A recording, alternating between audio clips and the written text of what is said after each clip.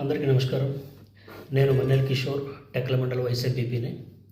ఈరోజు రెండు విషయాలు పంచుకోవడానికి మీ ముందుకు వచ్చాను.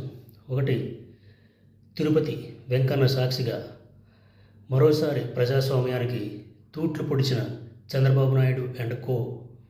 రెండవది, వెన్నుపోటు వీరుడి చంద్రబాబు నాయుడు గారి మరో వెన్నుపోటు కథ. మొదటి విషయానికి వస్తే, నిన్నను తిరుపతిలో డిప్యూటీ మేయర్ ఎన్నిక జరిగింది. అయితే అక్కడ సుమారు 50 కార్పొరేటర్స్ ఉన్నారు. 50 మంది కార్పొరేటర్స్కి గాను 47 మంది వైఎస్ఆర్ కాంగ్రెస్ పార్టీకి సంబంధించినటువంటి కార్పొరేటర్లు ఉన్నారు. అయితే ప్రజాస్వామ్యబద్ధంగా అక్కడ ఎన్నిక అనేది జరిగితే ఎవరికైనా సరే, చదువుకోకపోయినోడికైనా సరే, నాలెడ్జ్ లేనివాడికైనా సరే, ఎవరికి ఎక్కువ సీట్లు ఉంటే వాళ్ళే ఎన్నికవుతారు. కానీ మన చంద్రబాబు నాయుడు అండ్ వాళ్ళ అబ్బాయి లోకేష్ గారు, వాళ్ళు నేర చరిత్ర కలిగినటువంటి పార్టీ నుంచి వాళ్ళు ప్రాతినిధ్యం వహిస్తున్నారు కాబట్టి, వాళ్ళ దగ్గర అధికారం ఉంది కాబట్టి, వైఎస్ఆర్ కాంగ్రెస్ పార్టీ కార్పొరేటర్లు అందరూ ఇళ్ళకి వెళ్ళి భయభ్రాంతులకు గురి చేయడం. అంతేకాకుండా పొద్దున్న బస్సులో ఆ ఎన్నిక ఎక్కడైతే జరుగుతుందో ఆ ప్రాంగణానికి చేరుకుంటుండగా ఆ బస్సుని వెంబడించి బస్సు అద్దాలు పగలగొట్టి భయభ్రాంతులకు గురి చేసి చాలా ఇబ్బందులకు గురి చేశారు కార్పొరేటర్కి. అయినా కూడా ఏ కార్పొరేటర్ కూడా భయపడలేదు. అక్కడ గొడవలు జరిగాయి. అందుకు గాను ఎన్నిక అనేది ఈ రోజుకి వాయిదా పడింది. ఈ విషయం ప్రజలందరూ కూడా గమనించాలి. ఇలా మీరు రౌడీయిజం చేసి, ఇలాగా భయభ్రాంతులకు గురి చేసి, ప్రజాస్వామ్యానికి తూట్లు పొడిచి మీరు అధికారం కావాలని చలాయించాలని మీరు అనుకుంటే మీరు ఈ ఎలక్షన్స్ ఇవన్నీ ఎందుకు? చంద్రబాబు నాయుడు గారు బ్రతుకున్నంతకాలం ఆయనే సీఎం, తర్వాత వాళ్ళ అబ్బాయి సీఎం, ఆ తర్వాత వాళ్ళ అబ్బాయి సీఎం. మీరే రాసుకోవచ్చుగా. మీకు ఎలాగ రెడ్ బుక్ ఉంది, మీ రెడ్ బుక్ రాజ్యాంగం మీరే రచించుకొని ఇలా ప్రజలకు భయపెడుతూ మీకు ఎవరైతే వ్యతిరేకిస్తారో వాళ్ళందరికీ మీ మీ స్టైల్లో మీరు చంపేయడమో బెదిరించడమో ఏదో ఒకటి చేస్తుంటారు కదా. అలా చేస్తూ మీరే పరిపాలన కొనసాగించవచ్చు కదా. ఈ విషయం ప్రజాస్వామ్యం మీద ఏమాత్రం గౌరవం ఉన్న ప్రతి ఒక్క సామాన్యుడు గుర్తుంచుకొని ప్రశ్నించాలి. అలాగే ప్రస్తుతం వాళ్ళతో అధికారం పంచుకున్నటువంటి 2 లక్షల పుస్తకాలు చదివినటువంటి డిప్యూటీ సీఎం ఖచ్చితంగా ప్రశ్నించాలి. నువ్వే కనుక ప్రజాస్వామ్యాన్ని గౌరవించినట్టయితే నిన్న జరిగినటువంటి తిరుపతిలో జరిగినటువంటి చర్యను ఖచ్చితంగా నువ్వు ప్రశ్నిస్తావు అని మేము అనుకుంటున్నాం. చూద్దాం ఎంతవరకు నువ్వు ప్రశ్నిస్తావా, లేదంటే వాళ్ళతో పాటు నువ్వు కలిసిపోయి నేర చరిత్రలో నువ్వు మారుతావు అనేది మేము గమనిస్తాం. అంతేకాకుండా 2019లో చంద్రబాబు నాయుడు గారు ఢిల్లీ నల్ల చొక్కా వేసుకుని ఢిల్లీ వెళ్ళి అప్పటి ప్రధానమంత్రి నరేంద్ర మోడీ గారికి వ్యతిరేకంగా అక్కడ ఒక సభ చేయడం జరిగింది.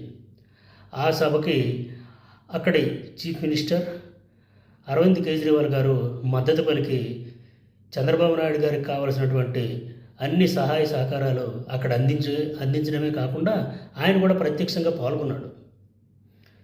ఇద్దరు కలిసి మోడీ గారికి విపరీతంగా తిట్టారు. అందరూ చూసుంటారు. అప్పట్లో పేపర్లో, వాళ్ళ పత్రికలు, పచ్చ మీడియాలో చాలా విరివిగా వచ్చాయి ఆ వీడియోలు అవన్నీ కూడాను.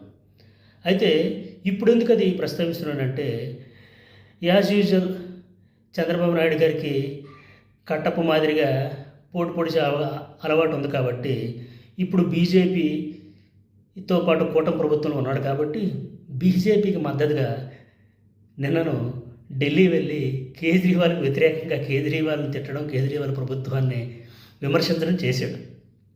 ఏమయ్యా చంద్రబాబు, అప్పుడైతే మీ కులపత్రికలు, మీ పచ్చ మీడియాలు కేవలం నీకు జాకీలెత్తి నీకు వీరుడు సూర్యుడు ఏదో అని నీ గురించి పొగడతలు మాత్రమే ప్రజలకు చేరవేసేవారు.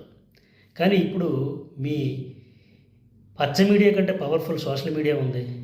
నువ్వు చేసే ప్రతి ఒక్క చండాలమైన పని కూడాను సామాన్య ప్రజలందరికీ తెలుస్తుంది. నువ్వు ఒక మనిషి మినిమం ఎథిక్స్ ఉండేటువంటి మనిషివైతే నీకు అంత మద్దతు పలికి 2019 ఎలక్షన్స్లో పాపము కేజ్రీవాల్ గారికి తెలివి రాకపోయినా ఏదో తన మిత్రుడు అప్పుడు మిత్రత్వం చేసుకుంటూ తన మిత్రుడు మళ్ళీ సీఎం అవ్వాలని ఆంధ్రప్రదేశ్ వచ్చి మరి నీ గురించి ప్రచారం చేశాడు కదా. తర్వాత ఆయనకి నీకు ఎక్కడైనా చెడిందా పోనీ?